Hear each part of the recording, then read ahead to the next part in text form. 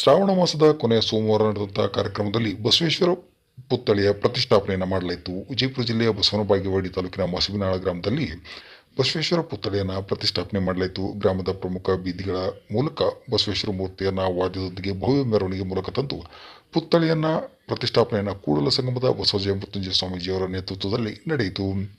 ಈ ಸಂದರ್ಭದಲ್ಲಿ ರಾಷ್ಟ್ರೀಯ ಬಸವ ಸೈನ್ಯದ ಅಧ್ಯಕ್ಷರಾದಂಥ ಶಂಕರಗೌಡ ಬಿರಾದಾರ್, ಗ್ರಾಮ ಘಟಕದ ಅಧ್ಯಕ್ಷರಾದಂಥ ಪ್ರಶಾಂತ್ ಬೈಚ್ವಾಳ್, ರಾಜಗೌಡ ಪಾಟೀಲ್, ಚಂದ್ರಶೇಖರ್ ಬೈಚ್ವಾಳ್, ಅಶೋಕ್ ತೋಟದ್, ಈರಣ್ಣ ಕೌಲ್ಗಿ, ವಿನೋದ್ ಕೌಲ್ಗಿ ಸೇರಿದಂತೆ ಅನೇಕ ಮುಖಂಡರು ಸಹಿತ ಈ ವೇಳೆಯಲ್ಲಿ ಉಪಸ್ಥಿತರಿದ್ದರು.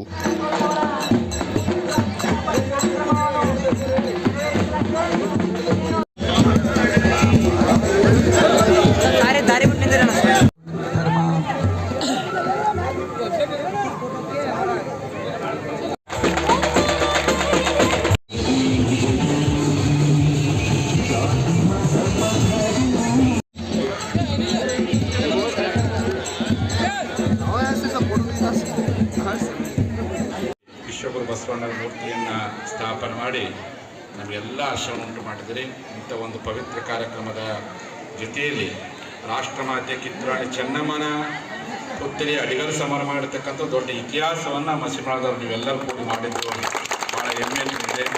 ಈ ಕಾರ್ಯಕ್ರಮಕ್ಕೆ ತಮ್ಮ ದಿವ್ಯ ಸನ್ನಿಧಾನ ವಹಿಸಿ ಈ ಊರಿನಲ್ಲಿ ಬಸವಣ್ಣನ ಕಾರ್ಯ ಆಗಬೇಕಪ್ಪ ಅಂದರೆ ಯಾವತ್ತೂ ನಮ್ಮ ಜಿಲ್ಲೆಯಲ್ಲಿನೇ ಬಹುತೇಕ ನಮ್ಮ ಜಿಲ್ಲೆಯಲ್ಲಿ ಬಸವ ತತ್ವಕ್ಕೆ ಸ್ವಲ್ಪ ಗಟ್ಟಿಯಾಗಿರ್ತಕ್ಕಂಥ 2-3 ಜನ ಸ್ವಾಮಿಗಳಲ್ಲಿ ನಿಮ್ಮೂರಿನ ನಮ್ಮ ಸಿದ್ದರಾಮ ಸ್ವಾಮೀಜಿಯವರು ಒಬ್ಬರು.